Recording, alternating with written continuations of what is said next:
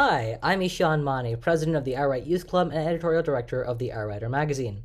Welcome to the newest installment of the iWRITE exclusive author series, and this one's super special.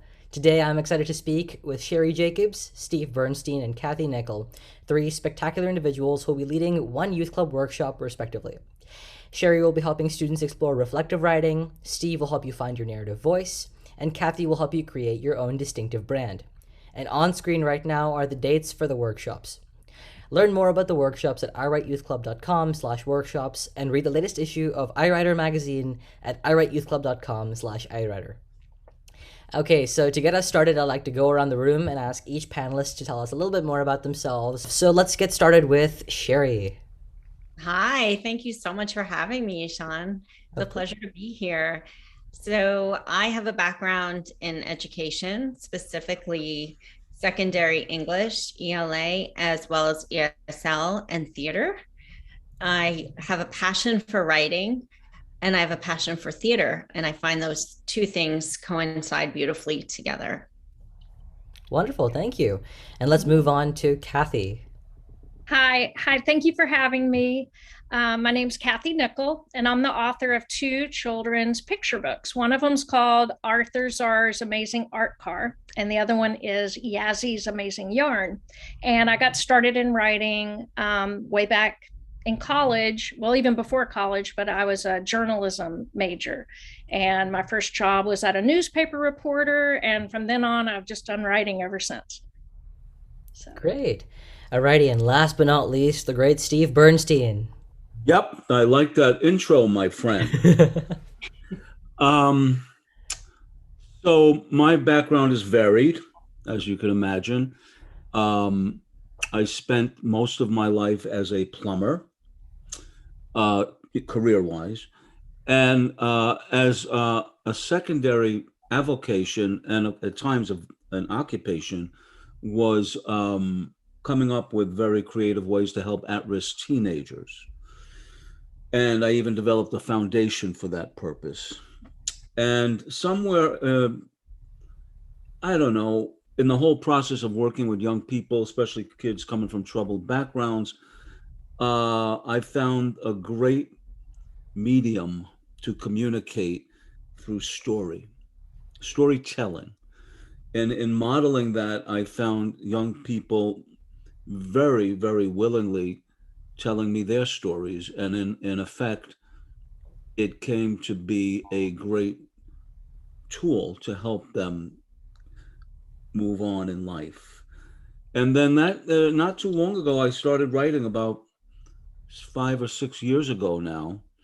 Never wrote before anything of substance.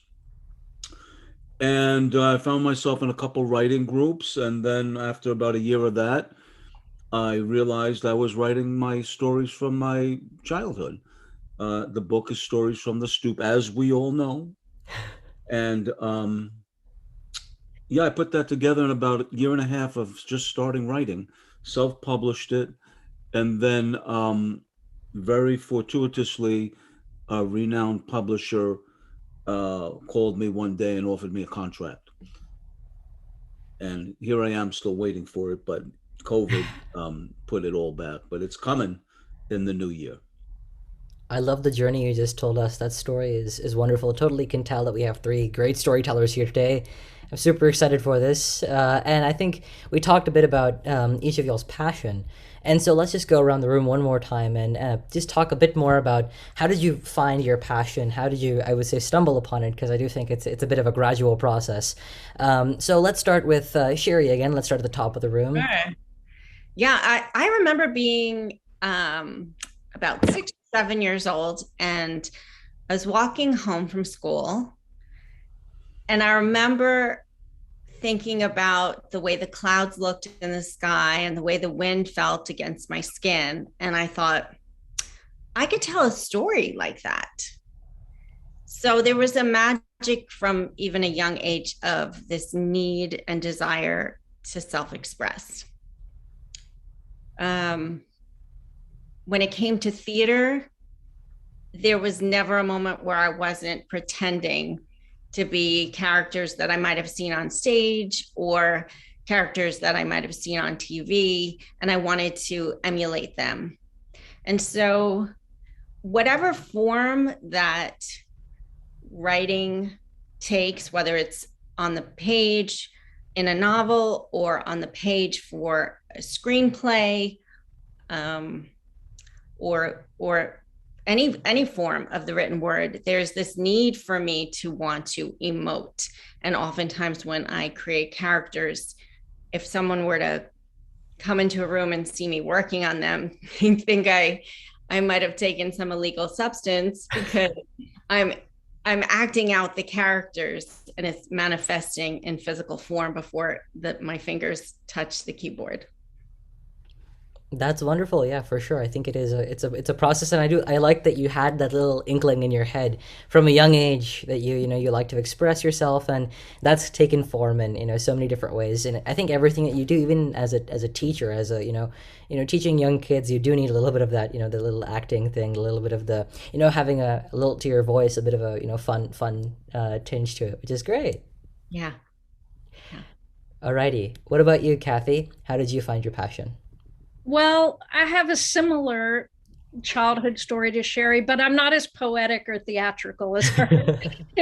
But I just, from a young age, was making books. I would get paper and crayons and pencils like a lot of kids do, but I would write stories. I would staple them, and I gave these to my family for gifts. If I didn't have money to buy a gift, I would write my mom or dad a story. And I'm so lucky because my mother is a keeper, and she saved all of them. So I have this big box, and I'll bring them when I do my talk about branding. I'll show the students the books because they're pretty funny. But I have just stacks. I probably have 50, I don't know, 50 or more little books that I wrote as a kid, just little short stories and fun things. And I'd write music, I would make cookbooks, like anything I could write, I would create. And so I think it was, for me, a natural progression. Then when I got to high school, I worked for my high school newspaper, and I really got the journalism bug.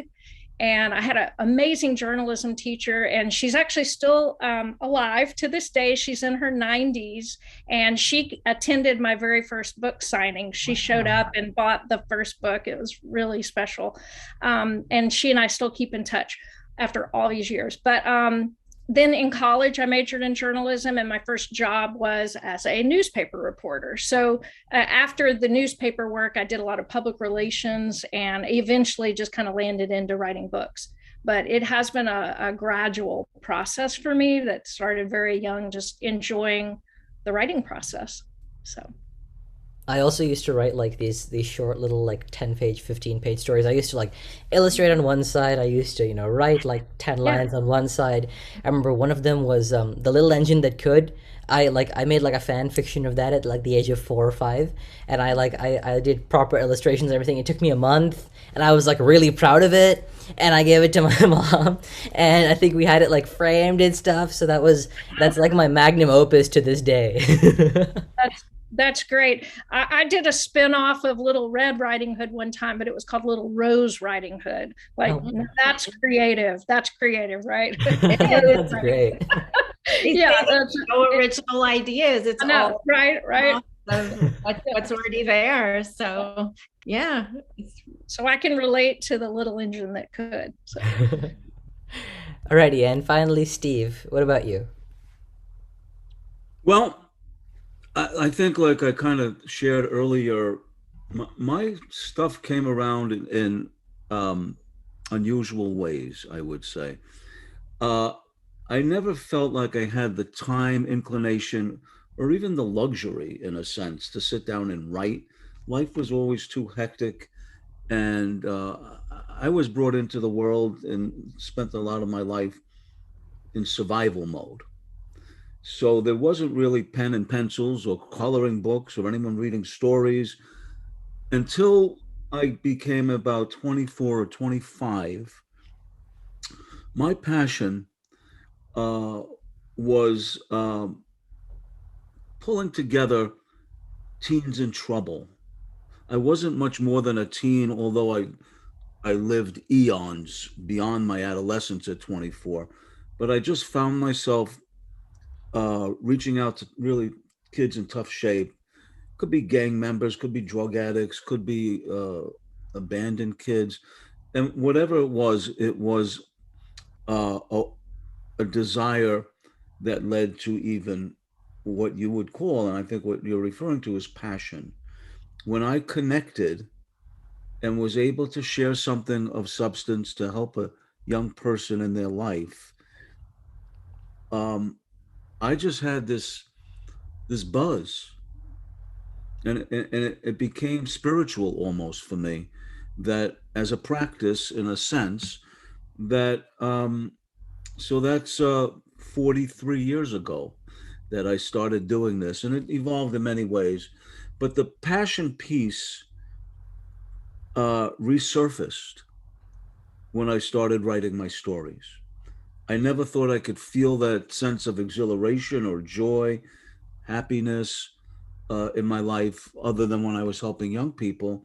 And then as I moved along the path of, dropping in one of these groups and then finding it really stick, and writing my stories as if, in a way, I was that troubled teen that I was helping through my writing my stories. And then this passion to keep writing and exploring and um, delving further, and also continue to help other people. It just became this. It made my life blossom into a bigger cause and a bigger direction.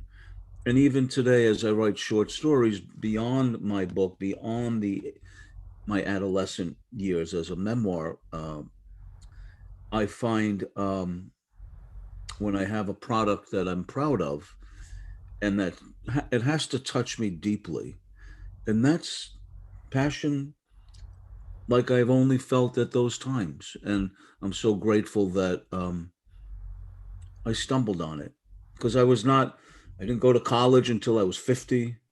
I didn't go to graduate school till I was 55. I got a teacher's degree at 62.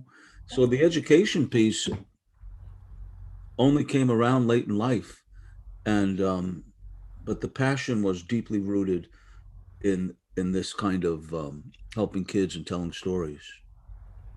Yeah, thank you so much for sharing that. That's again, love the journey that you took, and of course it all comes full circle back to writing, community service, all of that.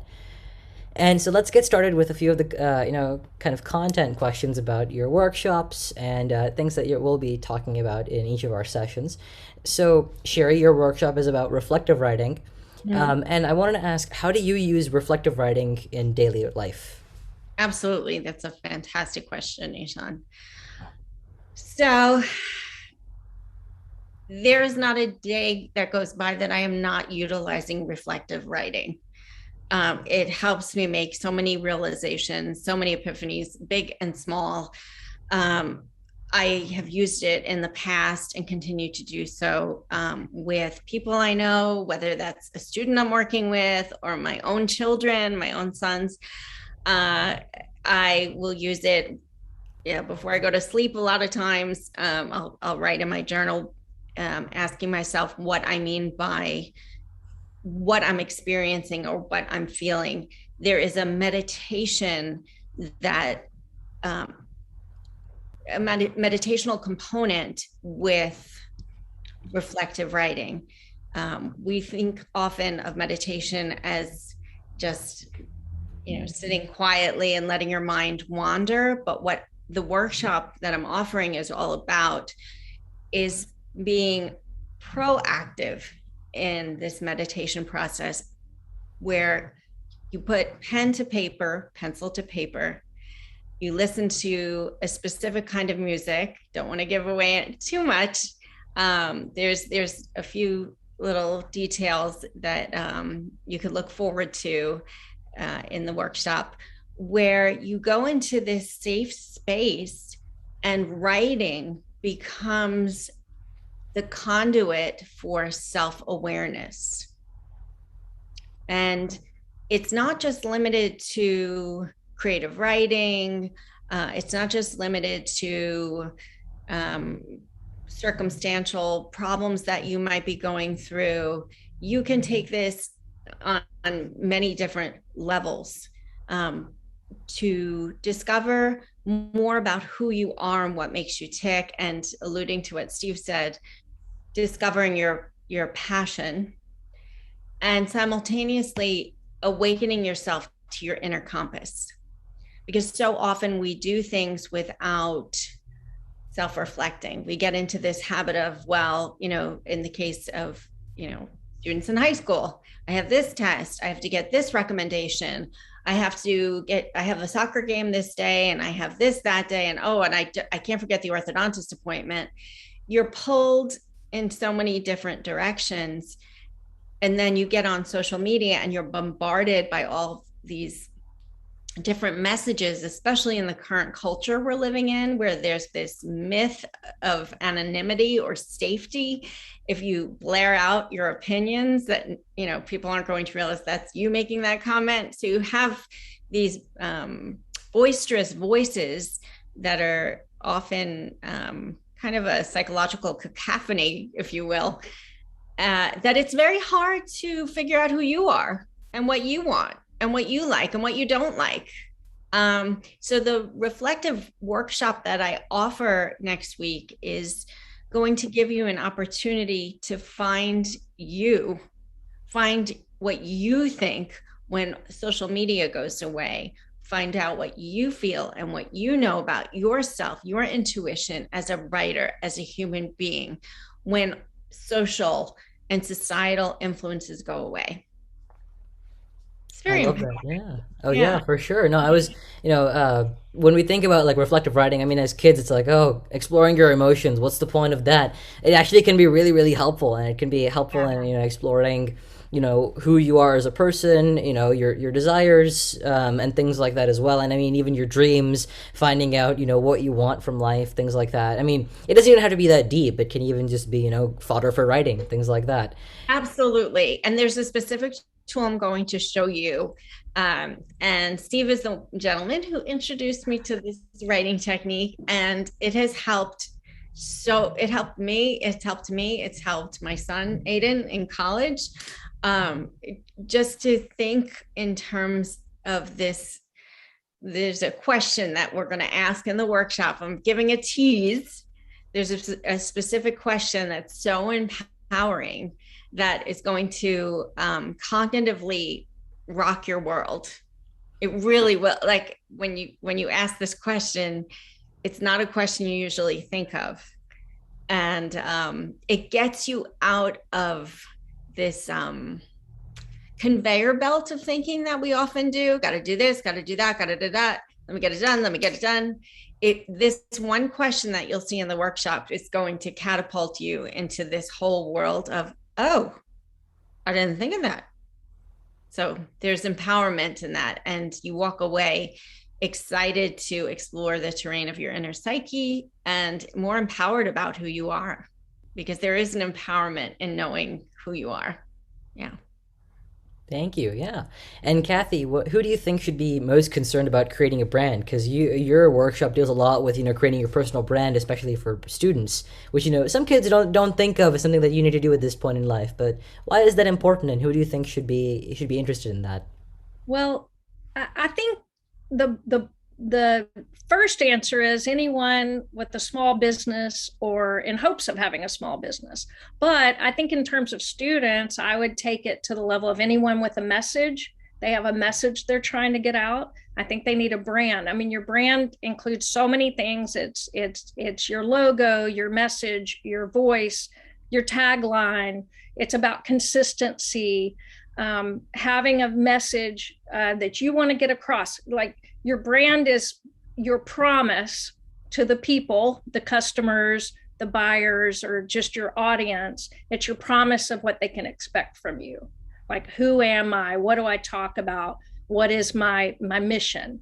That's how I interpret a brand. And I have a brand. Mine kind of evolved organically. I didn't start off really even knowing what my brand was. I just published a children's book and I sort of had to figure it out. But it evolved to this tagline of "Be Amazing," which, for adults that might, be a little loose, but for kids love it. And I write for young children, and they love it. I sign all my books, I autograph them, be amazing. And it can encompass so much. It can encompass be kind, be yourself.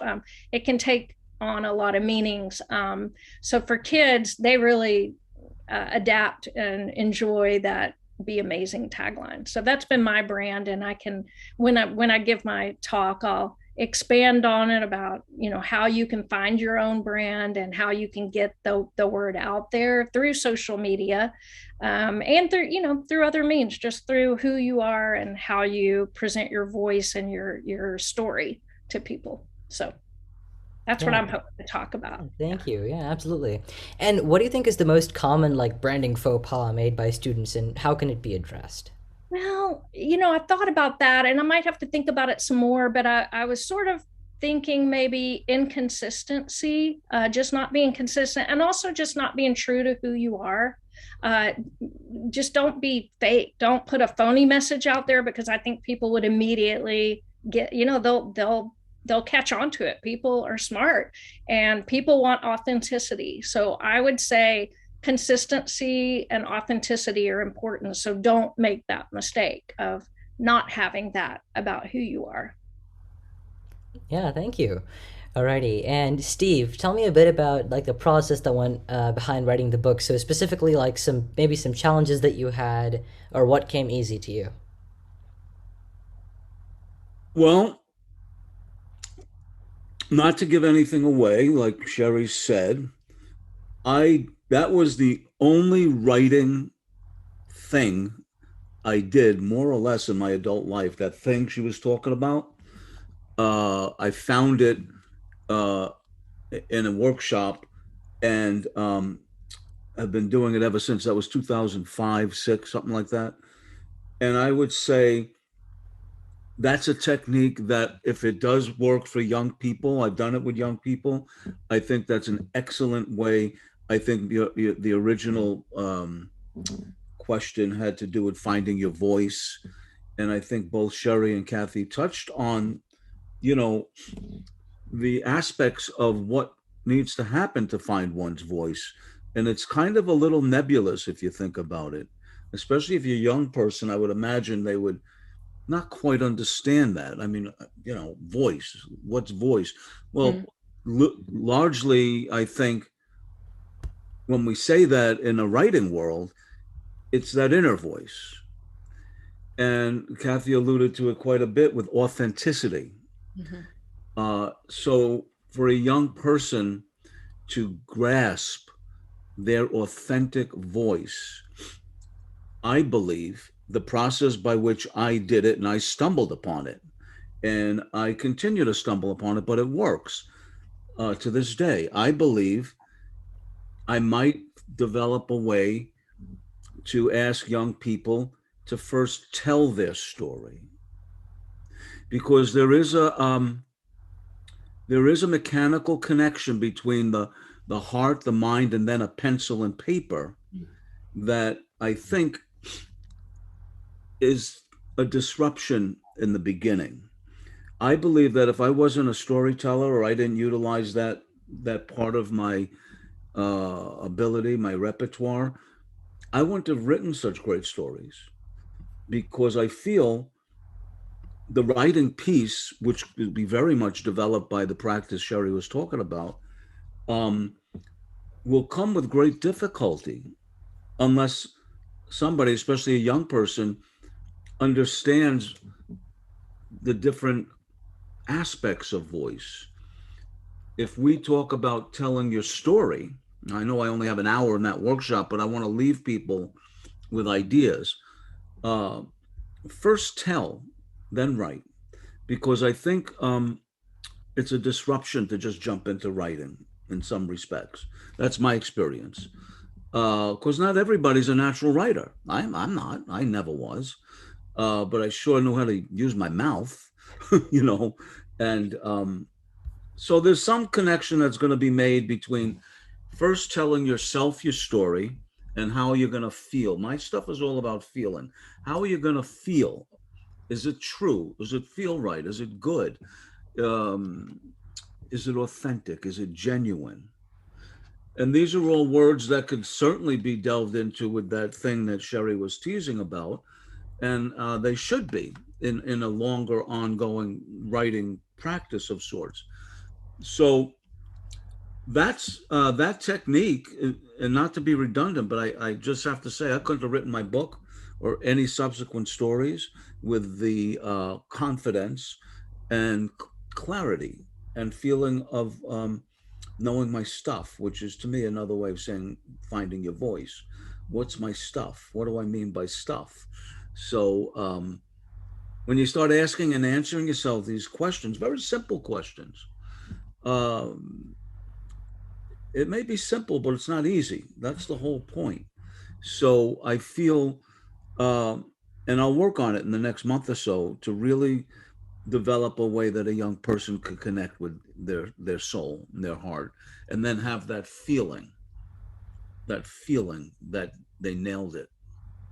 Because that's the whole beauty of this. That's the joy. Why would we do it if we weren't really having a great time with it? So I feel like it's going to be something like that. You know what I noticed listening to all of us talk, the timing of the workshops for everyone listening is perfect, because the reflective writing piece that I offer, Steve's workshop, which is about finding your story, and then Kathy's workshop, which is focused on branding, they all work in tandem with each other and yet build beautifully upon the previous one. So whether it's a business you want to cultivate, or a memoir you want to create, or college essay you want to fill out, college essay, you by the time you do all three, you'll feel, okay, I got this. You'll have the tools in your figurative toolbox to light your own path. Yeah. Absolutely, and I think that was a bit of a conceptual view, and that's more encouragement for everyone who's watching this interview and everyone who's interested in the workshops to go to all three, get a little taste of everything, and enjoy. So yeah, thank you so much, all of y'all, Sheri, Steve, and Kathy, for speaking with me today. It's really been a pleasure. I've really enjoyed learning more about your backgrounds, learning more about the subject matter you'll be covering in your workshops, and I hope that those watching, and I know that those watching, will certainly have enjoyed too. Thank you, Eshaan. Thank you. Thank you so much. Yeah, thank you. Alrighty, be sure to like, share, and subscribe to the iWRITE Youth Club YouTube channel, check out the October issue of the iWriter magazine, and explore our workshop selection once again at iWriteYouthClub.com/workshops. Thank you once again, and goodbye.